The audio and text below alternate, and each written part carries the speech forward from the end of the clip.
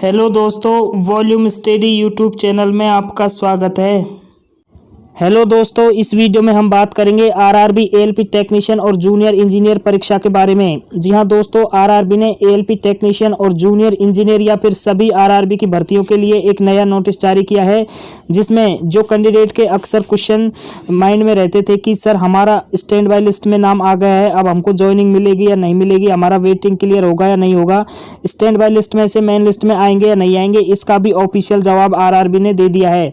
Second में जिन कैंडिडेटों का medically temporary unfit हो जाते थे और बाद में उनका रीमेडिकल के लिए अप्लाई करते थे, उसका प्रोसेस कैसे होता है, उसका रीमेडिकल प्रोसेस से फिट होने का क्या तरीका होता है, उसका भी जवाब आरआरबी ने ऑफिशियली दे दिया है। और वेटिंग लिस्ट से मेन लिस्ट में कैसे आते हैं, इसका भी आरआरबी ने ऑफिशियल जवाब दे दिया है। तो दोस्तों, ज़्यादातर जो क्वेश्चन कैंडिडेटों के माइंड में रहते थे, उन सभी क्वेश्चनों का आंसर एक ही नोटिस में आरआरबी ने जारी कर दिया है। तो क्या नोटिस जारी किया है, इसको देखें। इससे पहले आपसे रिक्वेस्ट है कि इस चैनल पर पहली बार विजिट कर रहे हैं तो चैनल को सब्सक्राइब कर लीजिए, जिससे रेलवे भर्ती की पल पल की अपडेट के नोटिफिकेशन आपको मिल सके। तो दोस्तों, रेलवे भर्ती बोर्ड भुवनेश्वर की ऑफिशियल वेबसाइट पर आज ही की डेट में दो लेटेस्ट अपडेट जारी किए हैं। दोस्तों यहां से देखिए, रेलवे रिक्रूटमेंट बोर्ड भुवनेश्वर, इसके बाद नीचे देखें तो आज न्यूज और अपडेट वाले सेक्शन में दो लेटेस्ट इन्फॉर्मेशन आरआरबी भुवनेश्वर ने जारी किए हैं। फर्स्ट में देखिए 2/6/2020 की डेट में information for stand by candidate, यानी जो कैंडिडेट स्टैंड बाय लिस्ट में है उनके लिए इन्फॉर्मेशन जारी किया है। सेकंड में देखिए 2/6/2020 की डेट में ही information for candidate submitting appeal for remedical examination, यानी जिन कैंडिडेटों ने रीमेडिकल के लिए अपील किया था उसके प्रोसेस के बारे में भी आरआरबी भुवनेश्वर ने नोटिस जारी किया है और इन्फॉर्मेशन जारी किया है। दोस्तों ये बहुत ही इंपॉर्टेंट इन्फॉर्मेशन है, तो सभी कैंडिडेट वीडियो को ध्यान से देखिए, अंत तक देखिए। अब एक एक करके इन इन्फॉर्मेशन को ओपन करते हैं। तो दोस्तों यहाँ से देखिए फर्स्ट नोटिस को, railway recruitment board Bhubaneswar, information for stand by candidate, यानी जो कैंडिडेट स्टैंड बाय लिस्ट में है उनके लिए इंपॉर्टेंट इन्फॉर्मेशन है।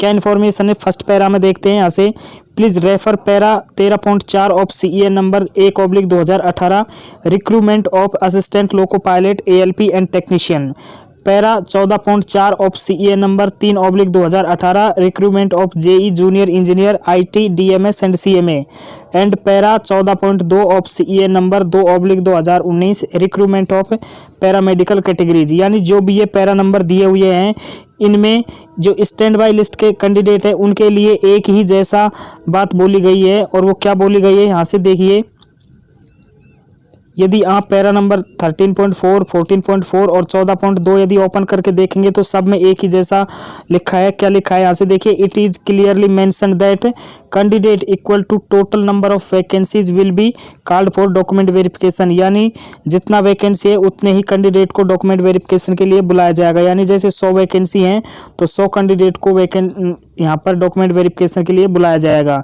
इसके बाद बाकी जो एडिशनल होते हैं 50% कैंडिडेट, वो क्या होते हैं, यहाँ से देखिए, in additional of to this candidate equal to 50% of number of vacancies for various post will also called for document verification, यानी जो वैकेंसी होती है उसका 50% एक्स्ट्रा भी डॉक्यूमेंट वेरिफिकेशन के लिए बुलाया जाता है। These additional candidate will be considered for इम्पेनलमेंट only if, जो ये 50% कैंडिडेट होते हैं इनको केवल जब पैनल में इम्पेनल्ड किया जाता है। यहाँ पर देखिए, ध्यान से देखिए, there is any shortfall in the empanelment from the original merit list, यानी जो ओरिजिनल मेरिट लिस्ट है उसमें यदि कैंडिडेट शॉर्ट फॉल रहे हैं तो ये 50% एडिशनल जो कैंडिडेट हैं यहाँ से मेन लिस्ट में इनको ले लिया जाता है, जो 100% वाली लिस्ट थी। यदि 100% वाली लिस्ट में मेरिट की वजह से यदि ये कम पड़ जाती है, जो 50% जो एडिशनल कैंडिडेट होते हैं उनकी जगह ले लिया जाता है। सेकंड में देखिए, यहाँ से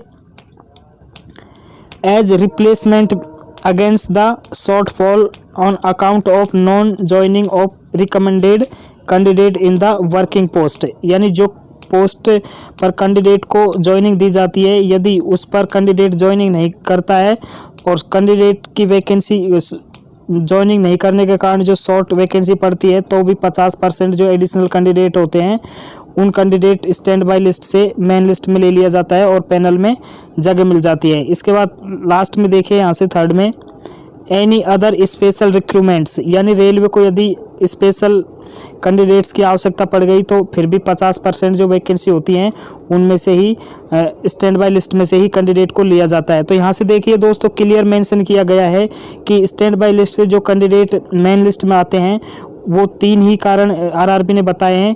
यहाँ से देखिए यदि मेरिट में शॉर्ट फॉल पड़ रहे हैं तो कैंडिडेट 50% वाली स्टैंड बाय लिस्ट से लिया जाता है। इसके बाद जो कैंडिडेट ज्वाइनिंग नहीं करते हैं या फिर ज्वाइनिंग करके ट्रेनिंग में छोड़ देते हैं तो उनकी जगह भी 50% वाली वेटिंग लिस्ट या फिर स्टैंड बाय लिस्ट से कैंडिडेट को लिया जाता है। और यदि आरआरबी को स्पेशल रिक्रूटमेंट की आवश्यकता, स्पेशल कैंडिडेट की आवश्यकता पड़ गई तो भी 50% जो एडिशनल कैंडिडेट होते हैं उनमें से ही लिया जाता है। और जो जैसे कोई रिटायरमेंट होता है तो उसकी जो वैकेंसी खाली होती है और आरआरबी को कैंडिडेट की आवश्यकता है तो फिर भी ये 50% जो लिस्ट होती है इसमें से ही स्टैंड बाय लिस्ट में से लिया जाता है। इसके बाद नीचे देखिए यहाँ से it may please be noted that RRB only recommended names of the empanelled candidate and appointment of this offered by the respective railway administration, zonal railway, divisional railway authorities. इसके बाद पॉइंट नंबर 6 देखिए on receiving request from zonal railway from recommending candidates if any number of such vacancies projected by zonal railway based on para 3 on replacement account RRB Bhubaneswar will process further for empanelling from the stand by list as per extent rule. यानी RRB की तरफ से जब भी कोई zonal railway की तरफ से रिक्वेस्ट आता है तो रिप्लेसमेंट पैनल के रूप में स्टैंड बाय लिस्ट से ही कैंडिडेट को आगे इम्पेनल्ड किया जाता है। इसके बाद 7th में देखिए यहाँ से stand by list is valid during currency of the panel 1 year is in normal case.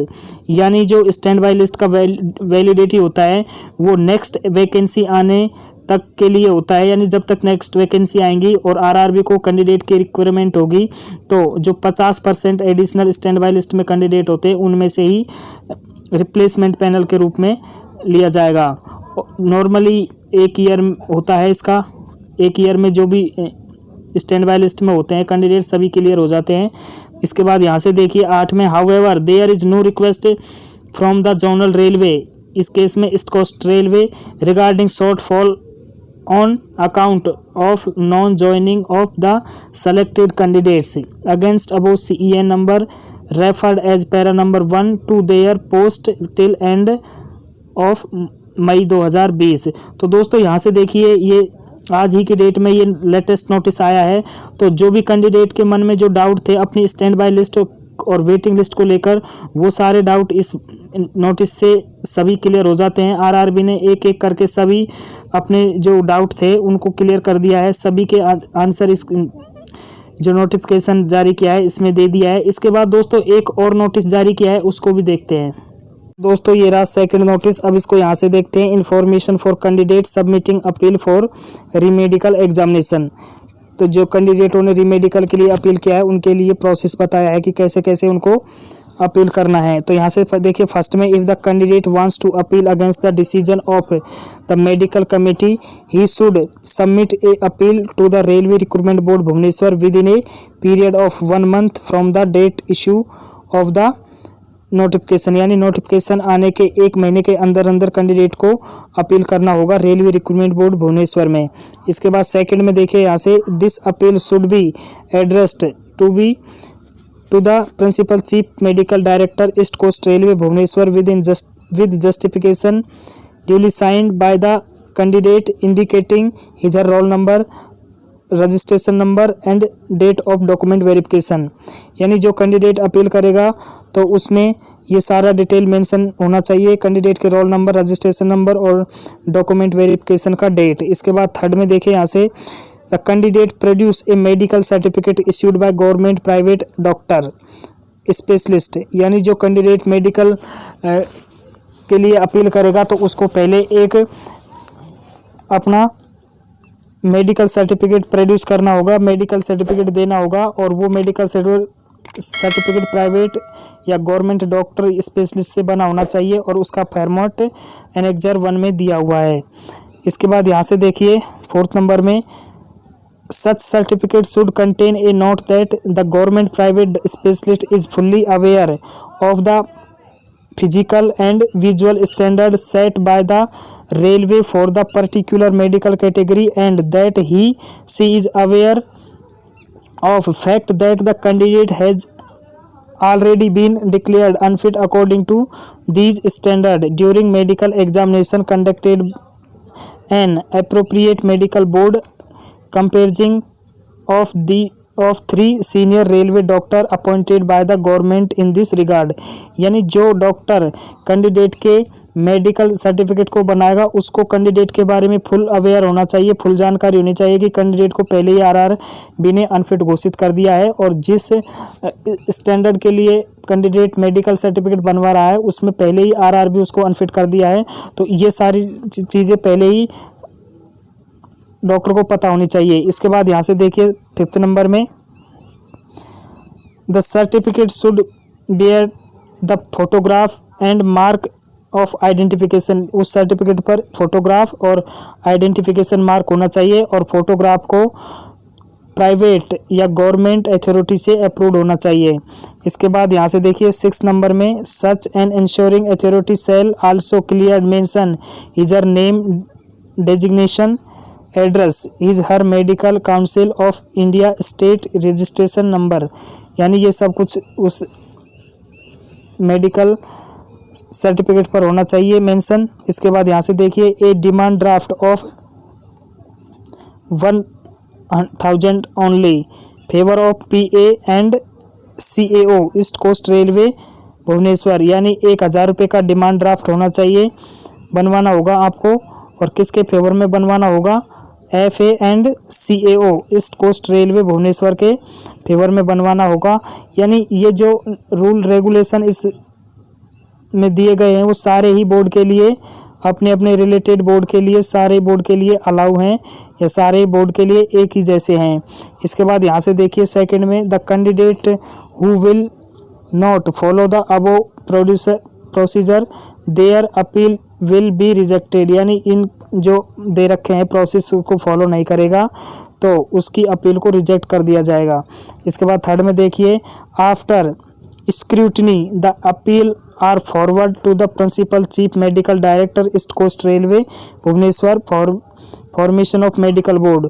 यदि उस कैंडिडेट की अपील में सब कुछ सही पाया जाता है तो उसकी अपील को principal chief medical director east coast railway Bhubaneswar के लिए फॉरवर्ड कर दिया जाता है जिससे मेडिकल बोर्ड का गठन किया जा सके।